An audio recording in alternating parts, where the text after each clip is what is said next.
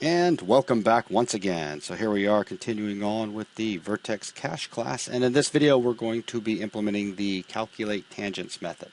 Right. CalculateTangents, luckily, is nowhere near as complicated as calculating normals, because we can use the simplified tangent calculation that we came up with the last system. But the structure for calculating is going to be similar to the way we calculated normals. So I'm going to copy our normals, paste it, and then switch calculate normal to calculate tangent. Go ahead and take all the code that doesn't really matter, which is this stuff, delete it, and then change n here to t, change up to left, and we're going to set tangent equal to t instead of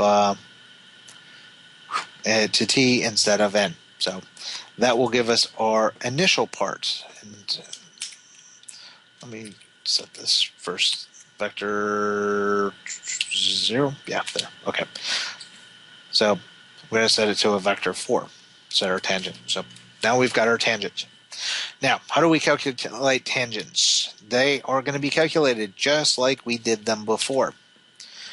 We're going to have a var for left point, which is going to equal our vertices.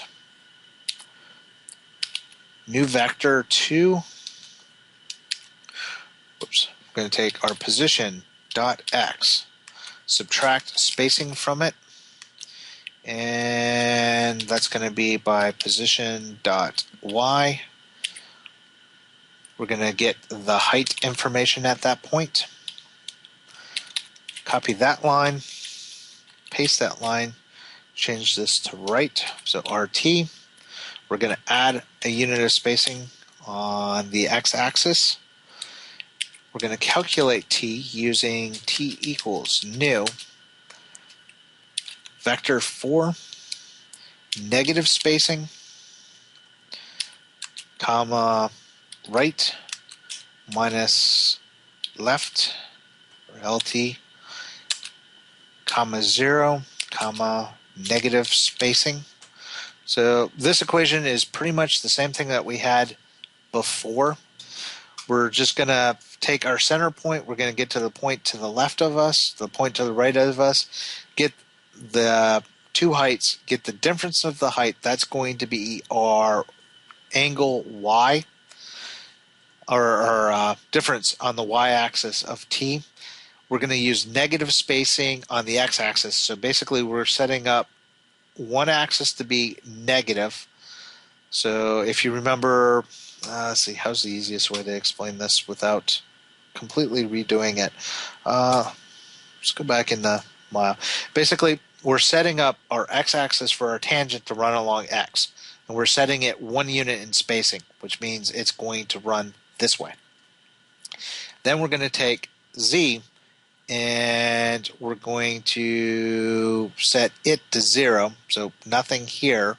And then we're going to set y to be of a height along the total, or the total difference in the two heights of left and right.